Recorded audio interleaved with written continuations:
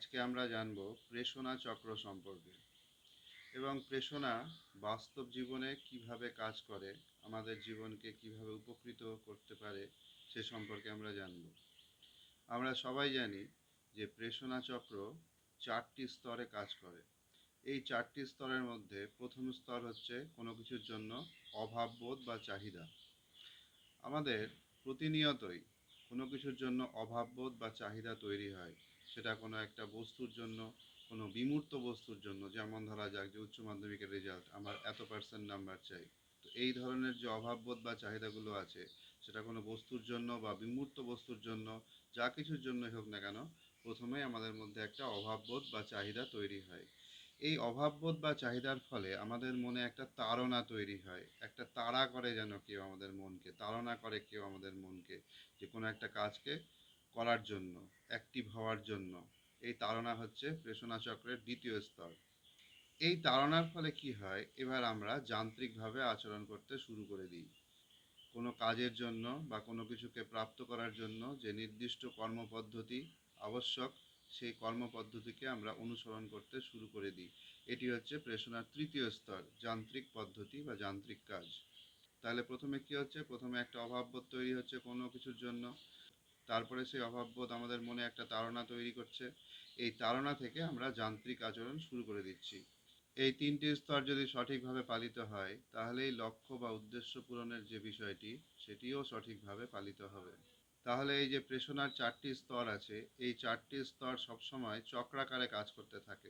প্রথমে আসবে অভাববোধ। সেই অভাববোধ আমাদের মনে একটা তাড়না তৈরি করতে থাকবে এবং সেই তাড়নার ফলে আমরা যান্ত্রিক আচরণ করব এবং যান্ত্রিক আচরণ করতে গিয়ে আমাদের লক্ষ্য বা উদ্দেশ্য পূরণ হবে। এখন প্রশ্ন হচ্ছে যে প্রেষণা কি সর্বদা একটি বিষয় বা বস্তুর উপরেই তৈরি হয়? একটি প্রেষণা চলতে চলতে আরেকটি নতুন কোনো উদ্দেশ্য বা লক্ষ্য তৈরি হওয়া সম্ভব নয়, নতুন কোনো অভাববোধ তৈরি হওয়া সম্ভব নয়, এমনটি কিন্তু নয়। একই সঙ্গে একাধিক বহু প্রেষণা একসঙ্গে কাজ করা সম্ভব, বহু অভাববোধ, বহু চাহিদা আমাদের মধ্যে থাকা সম্ভব। যেমন ধরা যাক, আজ আমি ক্লাস 12-এ উঠলাম এবং আমি 12-এ একটা ভালো রেজাল্ট করতে চাই। এটা 1 বছর পরের একটা লক্ষ্য বা উদ্দেশ্য এবং 1 বছর পরের একটা অভাববোধ যে আমার এত নম্বর লাগবে। কিন্তু তার মধ্যে এই সারা বছরে প্রত্যেক দিন, প্রত্যেক ঘন্টায়, প্রতিটি মুহূর্তে আমাদের মধ্যে নতুন নতুন অভাববোধ তৈরি হওয়া সম্ভব এবং সেই অভাববোধের ফলে বাদবাকি যে স্তরগুলো আছে, তাড়না, যান্ত্রিক আচরণ, সেগুলো সংঘটিত হওয়া সম্ভব।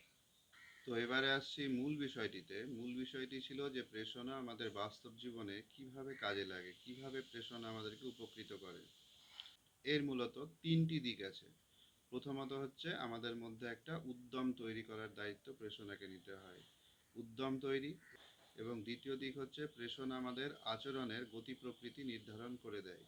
এবং তৃতীয় দিক হচ্ছে আমাদের যে লক্ষ্য বা উদ্দেশ্য তা পূরণ করতে প্রেষণা আমাদের সহায়তা করে। ধরা যাক একটি উচ্চ মাধ্যমিকের ছাত্র বা ছাত্রী, সে পরীক্ষায় এত পার্সেন্ট নাম্বার পেতে চায়। এখন এই যে পেতে চায়, এই চাওয়াটা কতটা জোরালো, কতটা জোরালো তার চাওয়াটা, অর্থাৎ এই যে নম্বরটি তার মধ্যে কতটা অভাববোধ তৈরি করতে পারছে যে আমার এটি নেই, আমার এটি লাগবে, সেই অনুসারে তার মনের মধ্যে তাড়না তৈরি হয়। আমরা অনেক সময় দেখি যে অনেক ছেলেমেয়েরা পড়াশোনা করছে না, আবার কেউ কেউ দিন রাত এক করে পড়াশোনা করছে, প্রচুর খাটছে। এই খাটাখাটনি বা দৈহিক যে কর্ম সম্পাদন হচ্ছে, এই কর্ম সম্পাদনের মূলে কিন্তু আছে তার মনের মধ্যে কতটা পরিমাণ তাড়না তৈরি হচ্ছে। তাড়নায় তার দেহকে, তার সমগ্র বুদ্ধি এবং যে দৈহিক কার্যাবলীকে নিয়ন্ত্রণ করে। যার যত গভীরে তাড়না থাকবে, তার অ্যাক্টিভিটি বা কর্ম সম্পাদনা ততটা পরিমাণ বেশি থাকবে। তো এইভাবে প্রেষণা আমাদের মধ্যে যে একদিক দিয়ে যেমন উদ্যম তৈরি করছে কোনো কিছুর জন্য, কোনো কিছুকে প্রাপ্ত করার জন্য, তেমনিভাবে প্রেষণা আমাদের আচরণের গতি প্রকৃতিও নির্ধারণ করে দিচ্ছে। এবার এই যান্ত্রিক আচরণ করতে গিয়ে আমরা বুঝি যে কোথায় কোথায় আমাদের ভুল হচ্ছে, কোথায় কোথায় প্রযুক্তির ব্যবহার দরকার, কোথায় কোথায় আমাদের টেকনিক্যাল ভুলগুলোকে শুধরে নেওয়ার মতো নতুন কোনো পন্থা বা উপায় আছে কিনা। এই জিনিসগুলো আমরা পারি বুঝতে, এবং যদি সেগুলো আমরা শুধরে নেওয়ার ক্ষমতা রাখি, তাহলে আমাদের যে যান্ত্রিক আচরণ সেটা সঠিক দিকে ধাবিত হবে, ফলে আমাদের লক্ষ্য পূরণ অনেকটাই সহজ হয়ে উঠবে। তাইলে এই পুরো যে বিষয়টি আছে, পুরো যে প্রেষণা চক্র আছে, তাতে একটি জিনিস বারে বারে উঠে আসছে যে মনোযোগ। প্রথম কথা, আমরা মনোযোগী হচ্ছি আমাদের কতটা অভাববোধ বা চাহিদা আছে তার প্রতি। দ্বিতীয়ত, আমরা মনোযোগী হচ্ছি যে আমরা কিভাবে কাজ করব, কতটা বেশি অ্যাক্টিভ থাকব।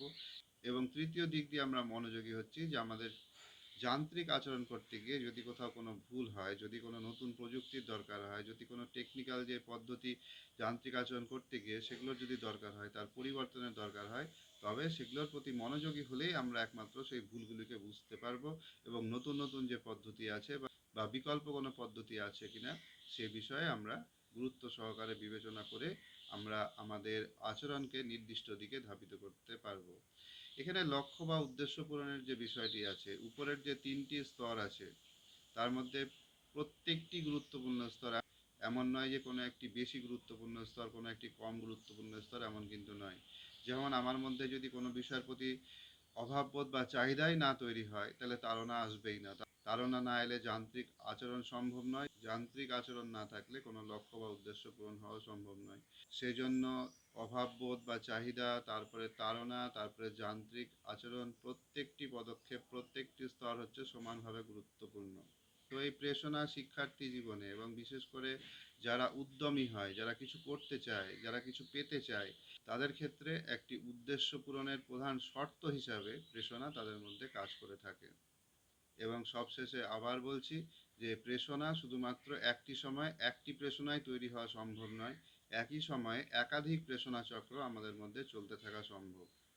যেমন আজকে আমি একজন মাধ্যমিক পরীক্ষার্থী, কিন্তু আমি বড় হয়ে একজন ডক্টর হতে চাই। তাহলে এই যে ডক্টর হওয়াটা, এটাও তার মধ্যে একটা একটা প্রেরণার অংশ। আবার আজকে মাধ্যমিক পরীক্ষা আছে, সেই পরীক্ষাতেও ভালো রেজাল্ট করতে হবে। তারপরে এইচএস আসবে, সেখানেও ভালো রেজাল্ট করা দরকার আছে। তারপরে জয়েন্ট এন্ট্রান্স আসবে, সেখানেও ভালো রেজাল্ট করার দরকার আছে।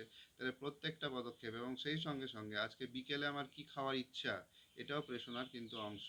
আজকে বিকেলে যদি এমন কিছু খাওয়ার ইচ্ছে হয় এবং তাড়না তৈরি হয়, তাহলে যান্ত্রিক আচরণের মধ্যে দিয়ে আমরা সেই খাবারটিকে খেতে পারবো। অর্থাৎ লক্ষ্য বা উদ্দেশ্য পূরণ আমাদের প্রেরণা চক্রের মধ্যে দিয়ে সংগঠিত হয়। এইবার এইবার আসছি একটা অত্যন্ত গুরুত্বপূর্ণ প্রসঙ্গে। যখন আমরা দেখব যে আমাদের কোনো কাজ সফল হচ্ছে না বা কোনোভাবে উদ্দেশ্য পূরণ হচ্ছে না, তখন এই প্রেরণা চক্রটিকে আমরা ভালো করে স্টাডি করতে পারবো।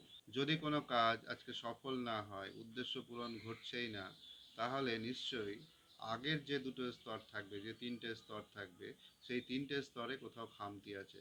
আমার চাহিদা বা অভাববোধ সেই পর্যায়ে নেই, যার জন্য উচ্চ পর্যায়ের তাড়না আমার মধ্যে আসছে না। আর উচ্চ পর্যায়ের তাড়না আমার মধ্যে না এলে আমার পক্ষে সহায়ক যান্ত্রিক আচরণ করাটাও সম্ভব নয়। ফলে লক্ষ্য পূরণ হওয়া সম্ভব নয়। অর্থাৎ আমরা জীবনে যখনই দেখব, এটা শুধু শিক্ষার্থী বা কেউ কিছু হতে চায়, কেউ কিছু পেতে চায়, শুধুমাত্র এইটুকুর মধ্যে সীমাবদ্ধ নয়। আমাদের জীবনের যে কোনো ক্ষেত্রে আমরা যখনই দেখব আমাদের কোনো লক্ষ্য বা উদ্দেশ্য পূরণ হচ্ছে না, তখনই আমাদেরকে এই প্রেরণা চক্র সম্পর্কে গভীর মনোযোগ সহকারে একটা স্টাডি করতে হবে। যে যখনই কোনো উদ্দেশ্য পূরণ হচ্ছে না, তার অর্থ হচ্ছে পূর্ববর্তী যে 3টে স্তর আছে, অভাববোধ, তাড়না এবং যান্ত্রিক আচরণ, তার মধ্যে কোথাও কিছু একটা ভুল হচ্ছে। এইভাবে খুব সহজেই আমরা আমাদের জীবনের লক্ষ্যগুলিকে পূরণ করতে পারবো। তো দেখা হবে আরেকটি নতুন ভিডিওতে। Thank you very much.